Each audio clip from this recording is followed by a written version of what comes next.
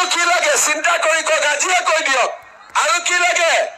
1 অক্টোবৰৰ পৰা আমি আৰু এটা নতুন কাম কৰিব খুজিছো, সেইটো হল চাউলটোতো আহিলে, কিন্তু ৰেচন কাৰ্ডত 1 অক্টোবৰৰ পৰা আমি কম দামত দালি দিম, নিমখ দিম আৰু চেনিও দিয়াৰ ব্যৱস্থা আমি আৰম্ভ কৰিম। তাৰমানে এতিয়া আপোনালোকে ৰেচন কাৰ্ডত বজাৰতকৈ কম দামত 30 টকা কম দামত চেনি পাব, চাউল বিনামূলীয়া পাব, নিমখ বজাৰতকৈ 10 টকা কম দামত পাব আৰু চেনি বজাৰতকৈ 30 টকা কম দামত পাব।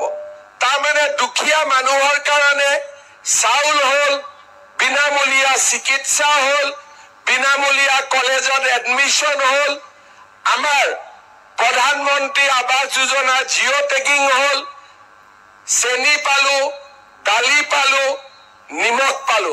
লুঙি ধুতিতকৈ ভাল নে বেয়া? একদম মনৰ পৰা কওকচোন, একদম মনৰ পৰা কওক, লুঙি ধুতিতকৈ ভাল নে বেয়া?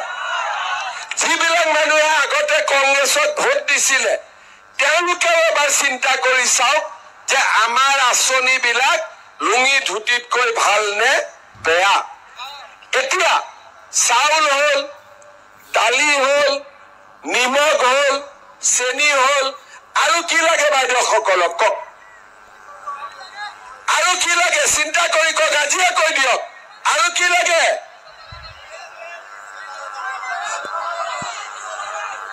মিঠাতেল, দালি হল, চেনি হল, নিমখ হল, চাউল হল, এতিয়া কি বাকী থাকিলে? মিঠাতেল। এতিয়া 1 মিনিট মই আৰু এটা কৈ আছো, মিঠাতেলৰ লগতে আমাৰ আটাইতকৈ কষ্ট হৈছে যে এটা গেছৰ চিলিণ্ডাৰত 1050 টকা লাগে, হয়নে নহয়? এতিয়া মই আপোনালোকক কথা দিছো, 1 অক্টোবৰৰ পৰা গেছৰ চিলিণ্ডাৰ আপোনালোকে 650 টকাত পাই যাব। ভাল হ'ব নে বেয়া হ'ব? আৰু এটা কথা লগত কওঁ, যিসকলৰ প্ৰধানমন্ত্ৰী উজ্জ্বলা যোজনাৰ কাৰ্ড আছে তেওঁলোকে গেছৰ চিলিণ্ডাৰ 250 টকাত ঘৰত পাই যাব। ভাল হ'ব নে বেয়া হ'ব? লুঙি ধুতিতকৈ ভাল নে বেয়া? লুঙি ধুতিতকৈ ভাল নে বেয়া? শ্ৰদ্ধা ৰাইজ চিন্তা কৰক, বিনামূলীয়া চাকৰি, বিনামূলীয়া চাউল, নিযুত মইনা যোজনা, আমাৰ আয়ুষ্মান ভাৰত, আয়ুষ্মান অসম, অৰুণোদয়, বিনামূলীয়া কলেজত এডমিশন, দালি, নিমখ, চেনি, গেছৰ চিলিণ্ডাৰ, ধুতি লুঙিতকৈ ভাল নে বেয়া? কংগ্ৰেছক ভোট দিব নে বিজেপিক ভোট দিব? কংগ্ৰেছক ভোট দিব নে এজিপিক ভোট দিব?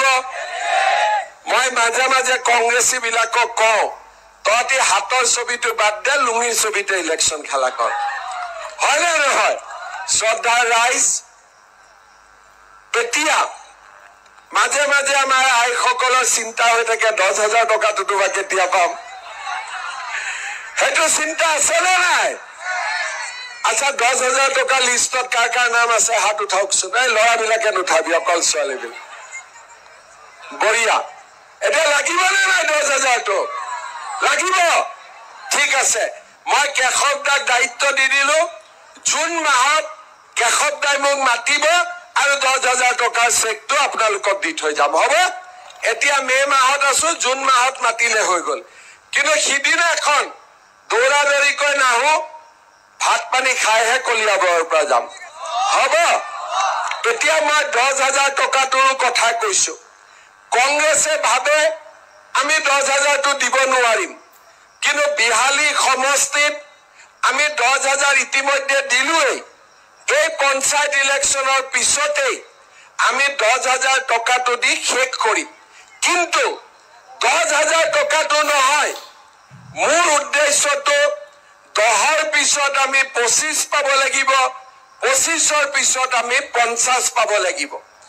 যিসকলে 10,000 টকাটো ভাল কৰি খৰচ কৰে মানে স্বামীয়ে ব্যৱসায় কৰে স্বামীৰ ব্যৱসায় 10,000টো দি দিয়ক নিজে গৰু ছাগলী মুৰ্গী হাঁহ তাঁতশাল এইবিলাক কামত 10,000টো খৰচ কৰক আমি আপোনালোকক ইনকুৱাৰী কৰিম যিসকলে 10,000 টকাটো ভাল কৰি খৰচ কৰিব অহাবাৰ মই তেওঁলোকক 25,000 টকাকৈ দিয়াৰ ব্যৱস্থা কৰিম কিন্তু তাতো এটা কথা আছে যিবিলাকে 3টা বাচ্চা থাকাৰ কাৰণে এবাৰ 10টো পালে অহাবাৰ যদি 4টা বাচ্চা কৰি দিয়ে তেতিয়া কিন্তু 25টো নাপাব ঠিক কৈছো নে নাই সেইকাৰণে এইটো কথা মনত ৰাখিব বোলে 10,000 পালো ঘৰত আৰু এটা বাচ্চা জন্ম হৈ গল 5টাত 4টা হৈ গল 25টো নহব 50টো নহব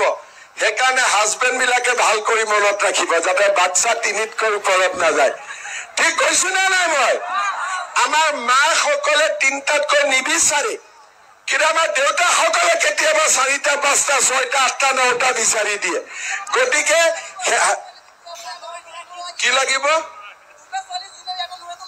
3টা হৈ গল আৰু 3 নম্বৰটো যদি আল্লাহটোক লৰা নিদিয়া কৰ পৰা লৰা হ'ব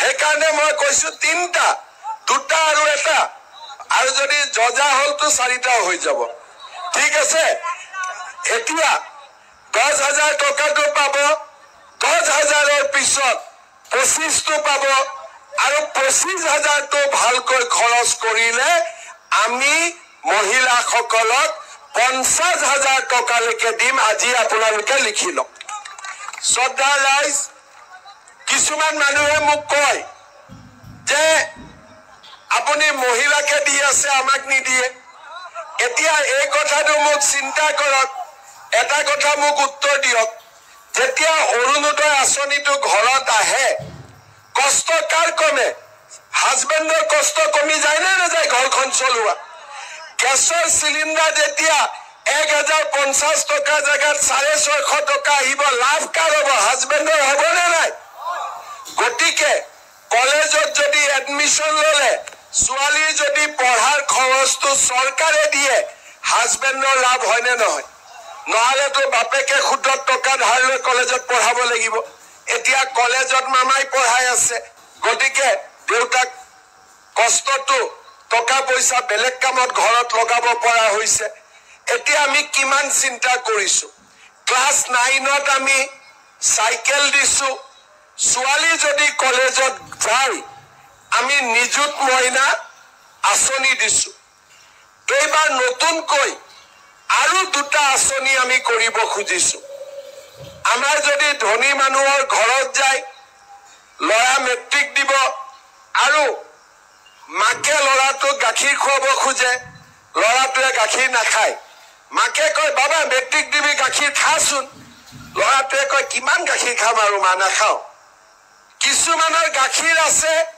লৰাই গাখীৰ নাখায় আকৌ কিছুমান মাকে লৰাক গাখীৰ খুৱাব খোজে ঘৰত গাখীৰ নাই হয়নে মই ঠিক কৈছো নে মাকৰ মনত ইচ্ছা যে লৰাটোৱে মেট্ৰিক দিব লৰাটোক গাখীৰ এগিলাচ খুৱাও পইচাই নাই কৰ পৰা গাখীৰ খুৱাব এইবাৰ মই সিদ্ধান্ত লৈছো যে যিমান লৰা ছোৱালীয়ে মেট্ৰিক দিব মেট্ৰিক নোহোৱালৈকে যাতে ভাল কৰি ঘৰত গাখীৰ এগিলাচ পাব পাৰে ভাল কিতাপ এখন কিনিব পাৰে মেট্ৰিক দিয়া লৰা ছোৱালীক মই প্ৰত্যেক মাহত 300 টকাকৈ বেংকৰ একাউণ্টত দি থাকিম যেতিয়ালৈকে মেট্ৰিক নহয় ভাল হ'ব নে বেয়া হ'ব ধুতি লুঙিতকৈ ভাল নে বেয়া ধুতি লুঙিতকৈ ভাল নে বেয়া শ্ৰদ্ধাৰ ৰাইজ মোৰ লৰা ডিগ্ৰী পাছ কৰিলে বোলে আজি ইণ্টাৰভিউ গুৱাহাটীত আজি ইণ্টাৰভিউ ডিব্ৰুগড়ত আজি ইণ্টাৰভিউ দিল্লী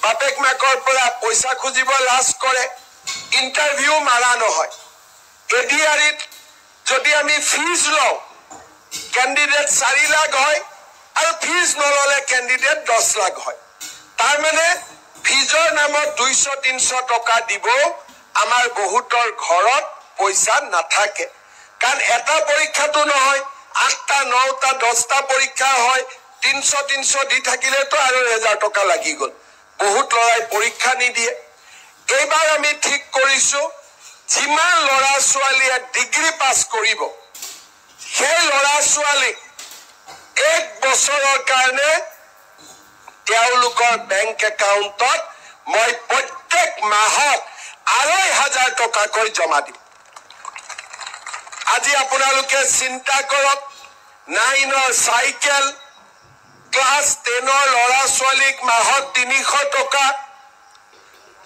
হায়াৰ ছেকেণ্ডাৰী যোৱাৰ লগে লগে নিযুত মইনা আৰু ডিগ্ৰী পাছ কৰা লৰা ছোৱালীক 1 বছৰৰ কাৰণে ২৫০০ টকা আগত কোনবা চৰকাৰে কৰিছিলে কামবিলাক আগত কোনবা চৰকাৰে কৰিছিলে